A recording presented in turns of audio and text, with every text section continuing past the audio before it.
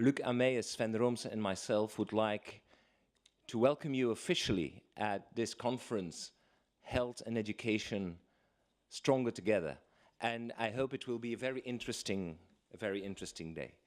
But since this conference will promote lifelong learning, let's start with a little quiz. Does anyone know what this represents? Or where this picture has been taken?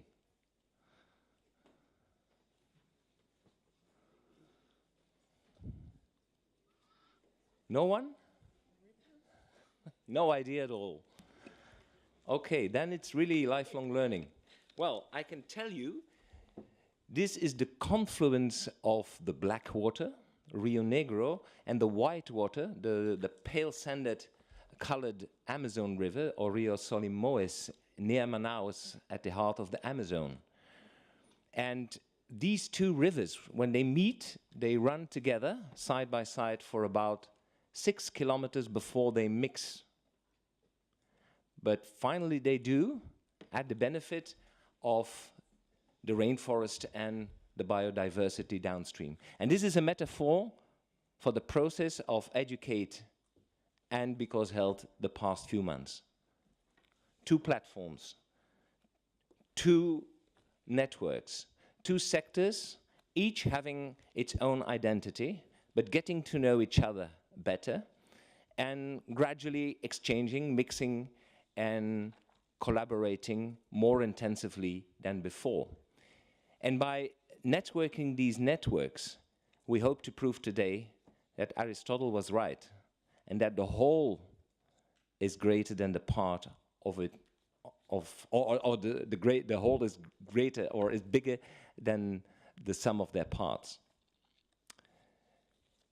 So, and I hope that this will lead to a fruitful collaboration in future between those 2 platforms around common issues. And as you know from previous annual conferences, aftercare is very important, and we are confident that it will be not different this time. And I would like to take the opportunity to thank especially the steering committee, those committed group of people that made this conference a reality today. You can see them on your screen, and they're all members of both platforms.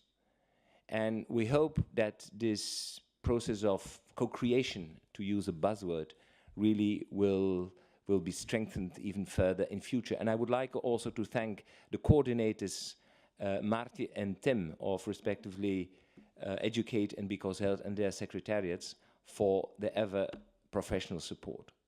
Now, we talked about dynamics, but let's talk about content as well.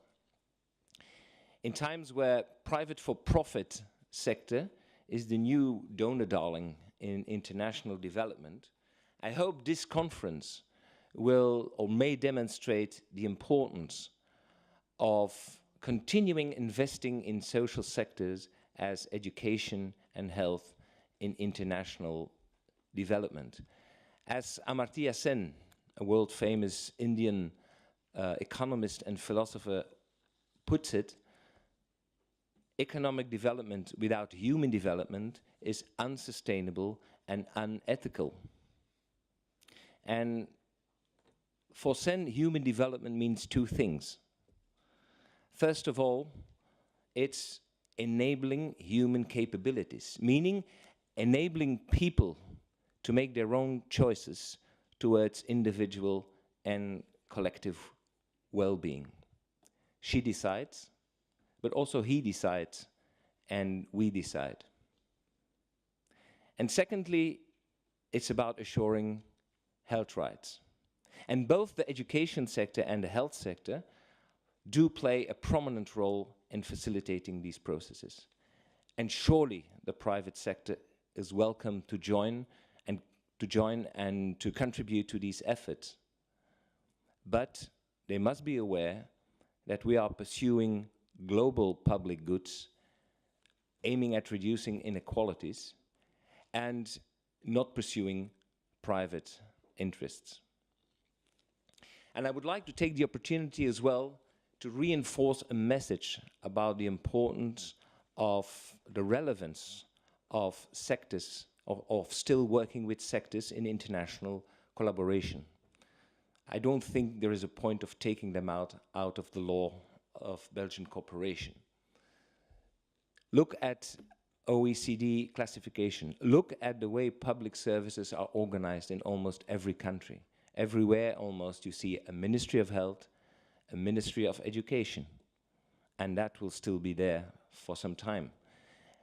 And of course, these structures have their challenges. But why not respect those structures in those countries, critically align to them, and try to work with them hand in hand as partners? And this is quite important too. So sectors are important, but of course, it's very important to have themes like human rights, gender, sexual reproductive health, environment, digitalization, but they should remain transversal. And they could be the entry point for working within a sector, and they could reinforce collaboration between sectors, as we will see today. And this finally brings me to the agenda today. And as you know, the intersection between education and health is very large. So a selection had to be made by the steering group. And today the focus will be on 3 main areas which are important for people to make their own choices. Firstly, at the community level, we will focus on the one hand on access to information for people and raising awareness about education and health on the one hand, but on the other hand also creating this enabling environment for claiming their rights and mobilize their forces.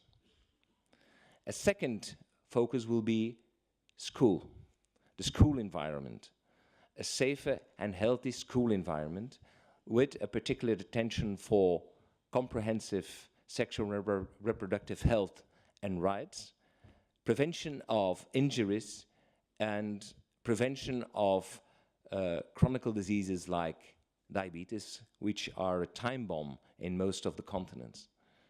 And finally, we have the health workforce, both at individual or at team level, where we will focus on lifelong learning and ways to do that. But I'm sure Martje will explain more of this just before lunch when she talks about the practical organization of the parallel sessions. And talking about practicalities, if you look at your screen, you see there is translation.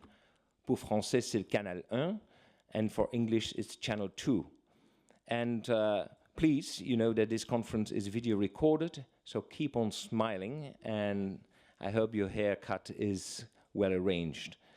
If you would dare to go on Wi-Fi, you always have the CC Egmont code, and may we ask you to turn off your phones on the silent modus.